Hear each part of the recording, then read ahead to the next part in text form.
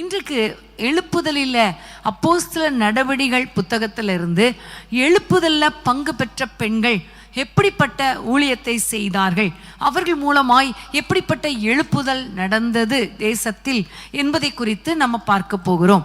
முதல்ல நம்ம வாசிக்க போகிற ஒரு வசனம் அப்போஸ்தலர் 1 அதிகாரம் 14 அப்போஸ்தலர் 1:14. அங்கே இவர்கள் எல்லோரும் ஸ்திரீகளோடும் இயேசுவின் தாயாகிய மரியாளோடும் அவருடைய சகோதரரோடும் கூட ஒருமனப்பட்டு ஜெபத்திலும் வேண்டுதலிலும் தரித்திருந்தார்கள். ஆமென். இங்க பார்க்கிறோம், நிறைய ஊழியர்கள் ஜெபத்துல தரித்திருந்தார்கள். அவர்கள் எல்லாரோடு கூட அநேக ஸ்திரீகளும் இயேசுவின் தாயாகிய மரியாளோடும் அவர்கள் எல்லாரும் ஒருமனப்பட்டு ஜெபத்தில் வேண்டுதலில் தரித்திருந்தார்கள் என்று பார்க்கிறோம். இந்த இடத்திலே ஒரு ஜெப எழுப்புதலை பார்க்கிறோம், ஜெப ஊழியத்தை பார்க்கிறோம். இந்த பெண்கள் செய்த காரியம் ஜெப ஊழியம். ஆமென். ஜெபத்திலே தரித்திருந்தார்கள். பிரியமான தேவ பிள்ளைகளே, அப்போஸ்தல நாட்களில் ஆதி திருச்சபையில் பெண்களும் ஜெப ஊழியத்திலே தரித்திருந்தது போல இன்றைக்கு ஆண்டவர் நம்மிடத்தில் எதிர்பார்க்கிற காரியம் என்ன தெரியுமா? ஒரு ஜெப ஊழியத்தில் நம்மை இணைத்து கொள்ள வேண்டும். ஆமென்.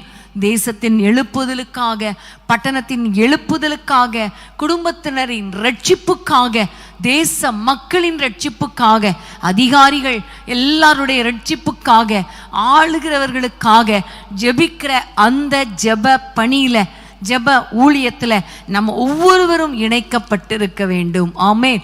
சகோதரர்கள் மட்டும்தான் ஜெபிக்கணும், ஊழியக்காரர்கள் மட்டும்தான் ஜெபிக்கணும் என்று கிடையாது. எல்லா பெண்களும் ஜெபிக்க வேண்டும் என்பதை கர்த்தர் எதிர்பார்க்கிறார். பிரியமானவர்களை, இவர்கள் எல்லாரும் கூடி வந்து ஜெபித்து கொண்டிருந்தார்கள் என்பது நம்ம எல்லாருக்கும் தெரியும். அவர்கள் கூடி ஜெபித்திருந்த அந்த இடத்துல தான் 2 அதிகாரத்துல ஆவியானவர் ஊற்றப்பட்டார். ஆமென். கூடி எங்கெல்லாம் ஜெபித்தாங்களோ அங்கெல்லாம் அபிஷேகம் ஊற்றப்பட்டதை பார்க்கிறோம். 4 அதிகாரத்திலையும் பெண்களும் சீஷர்களும் கூடி ஜெபித்த பொழுது அவர்கள் கூடி இருந்த இடம் அசைந்தது என்று நம்ம பார்க்கிறோம். பிரியமான தேவ பிள்ளைகளே, நான் ஒரு பெண், என்னால் என்ன ஊழியம் செய்ய முடியும், என்னால் எழுப்புதல்ல எப்படிப்பட்ட பங்கு அடைய முடியும் என்று நீங்கள் நினைச்சீங்கன்னா, நீங்கள் கூடி ஜெபிக்க அல்லது தனித்து ஜெபிக்க, தேவ சமூகத்தில் தேசத்துக்காக, பட்டணத்துக்காக, எழுப்புதலுக்காக ஜெபிக்க உங்களை அர்ப்பணிக்க வேண்டும். ஆமென். 12 அதிகாரத்துக்கு நீங்கள் திருப்பிக் கொள்ளுங்கள். வேதத்தை நீங்கள் திருப்பிக் கொள்ளும் பொழுது 12 அதிகாரம் 12 வசனத்தை வாசிப்போம். அப்போஸ்தலர் 12:12. அவன் இப்படி நிச்சயித்து கொண்டு மார்க்கு என்னும் பெயர் கொண்ட யோவானுடைய தாயாகிய மரியாள் வீட்டுக்கு வந்தான். அங்கே அநேகர் கூடி ஜெபம் பண்ணி கொண்டிருந்தார்கள். இந்த இடத்துல பார்க்கிறோம், எல்லாரும் ஒருமனப்பட்டு அப்போஸ்தலர் 12 அதிகாரத்தில் பார்க்கும் பொழுது 12 அதிகாரத்தில் பார்க்கும் பொழுது யோவானுடைய தாயாகிய மரியாள் வீட்டில் அநேகர் கூடி ஜெபித்தார்கள். அங்கு நிறைய பெண்கள் ஜெபித்தார்கள் என்பதை நாம் பார்க்கிறோம். அங்கு ரோதை என்ற பெண் ஜெபித்தாள், மரியாள் வீட்டில் மரியாள் ஜெபித்தாள். இப்படி நிறைய பேர் ஜெபித்து கொண்டிருந்தார்கள். எதற்காக என்று உங்க எல்லாருக்கும் தெரியும். அவர்கள் ஜெபித்த காரியம் பேதுருவின் விடுதலைக்காக ஜெபம் பண்ணினார்கள். பேதுருவின் விடுதலைக்காக அவர்கள் கூடி ஜெபித்த பொழுது ஜெயிலில் இருந்த அந்த பேதுருவை கர்த்தர் வெளியே கொண்டு வந்தார். ஆமென். ஹல்லேலூயா. பெண்கள் கூடி ஜெபித்ததின் விளைவு பாருங்க, ஒரு பெரிய விடுதலை அங்கு உண்டானது. ஜெயிலில் இருந்த பேதுருவை கர்த்தர் வெளியே கொண்டு வருவதற்கு இந்த பெண்களுடைய ஜெபம் ஒத்தாசையாய் இருந்தது.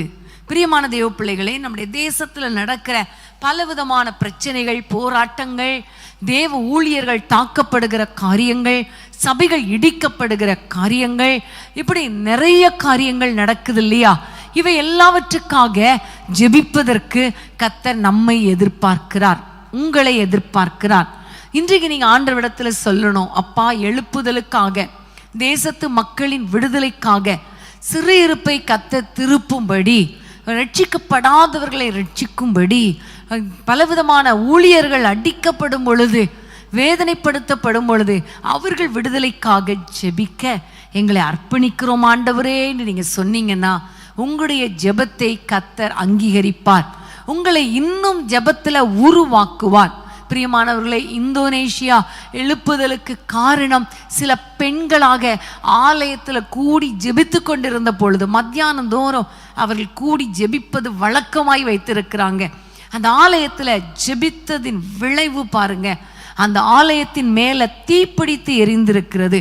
தீப்பிடித்து எரிகிறதே என்று சொல்லி எல்லாரும் வந்து தண்ணீரை கொண்டு வந்து அணைக்கும்படி அவர்கள் ட்ரை பண்ணி இருக்கிறாங்க. அப்படி ட்ரை பண்ணும்போது அணைக்கப்படலை. அப்பொழுது அவங்க பார்த்துட்டு இருந்திருக்காங்க, எவ்வளோ தண்ணி ஊற்றினாலும் அந்த அக்கினி அணைக்கப்படலையே என்று அவர்கள் உற்று பார்த்த பொழுதுதான் தெரிந்திருக்கிறது, அந்த அக்கினி பரவினாலும் அந்த ஆலயம் வெந்து போகவில்லை. அப்பொழுது கதவை தட்டி உள்ளே போன பொழுது அங்கு ஸ்திரீகள் ஜெபித்து கொண்டிருந்தார்கள்.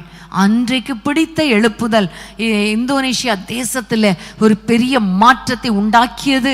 சபைகள் அதிகமாக கட்டப்பட்டது. அது ஒரு இஸ்லாமிய கண்ட்ரி, ஆனால் நிறைய கிறிஸ்தவர்கள் இப்பொழுது அவர்கள் காணப்படுகிறார்கள். கர்த்தருக்கு ஸ்தோத்திரம். நிறைய சபைகள் கட்டப்பட்டு இருக்கிறது. காரணம், அன்னைக்கு கூடி ஜெபித்த பெண்களுடைய காரியம், ஜெபம். ஆமேன். அது மாத்திரமல்ல, சவுத் கொரியாவில் ஒரு பெரிய எழுப்புதல் உண்டானதற்கு ஒரு முக்கியமான காரணம் உங்கள் எல்லாருக்கும் தெரியும் இல்லையா? பாஸ்டர் பால் யாங்கிச்சோ அவருடைய மாமியார் ஒரு சில பெண்களாக பாஸ்டர் பால் யாங்கிச்சோவோடு கூடி அவர்கள் ஜெபிக்க ஆரம்பித்தார்கள். ஒரு சின்ன ஜெபக்குழுவாக ஜெபிக்க ஜெபிக்க ஜெபிக்க ஜெபிக்க அந்த ஜெபத்தின் விளைவுதான் தென்கொரியா தேசத்தில் ஒரு பெரிய எழுப்புதலை உண்டாக்கியது. இன்றைக்கும் நம்ம அமெரிக்கா தேசத்தில் ஏற்படுகிற எழுப்புதலை பார்க்கும் பொழுது அங்கு வாலிபர்கள் மத்தியில் ஒரு ஜெப எழுப்புதல் ஏற்பட்டு கொண்டிருக்கிறதை பார்க்கும் பொழுது நமக்கு ஆசையாக இருக்கிறது இல்லையா? நம்ம பிள்ளைங்க ஜெபிக்க மாட்டாங்களா? நம்ம தேசத்தில் இப்படிப்பட்ட ஒரு எழுப்புதல் வராதா என்று உள்ளம் ஏங்குறதல்லவா? அந்த ஏக்கத்தோடு நம்ம நின்றுறோம். ஆனால் அப்படி இல்லாமல் சிறு சிறு குழுக்களாக நீங்கள் ஜெபிக்க ஆரம்பிங்க. உங்களுடைய தெருவில் இருக்கிற பிள்ளைங்க அல்லது நீங்கள் போகிற சர்ச்சில் இருக்கிற 2-3 குடும்பங்கள் இணைந்து ஜெபிக்க ஆரம்பிங்க.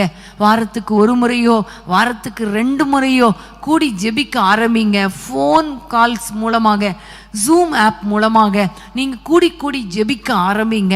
முடிஞ்சால் உங்கள் ஆலயத்தில் போதகர் இடத்துல பெர்மிஷன் கேட்டு ஆலயத்தை திறந்து வைத்து வாரத்துக்கு 1 நாள் பெண்களாக மதிய நேரத்தில் அல்லது ஈவினிங் டைமில் கூடி நீங்கள் ஜெபித்து பாருங்களேன். உங்களுடைய ஜெபத்தின் விளைவு கண்டிப்பாக தேசத்தில் ஒரு பெரிய மாற்றத்தையும் எழுப்புதலையும் உண்டாக்கும். ஆமேன். ஹல்லேலூயா.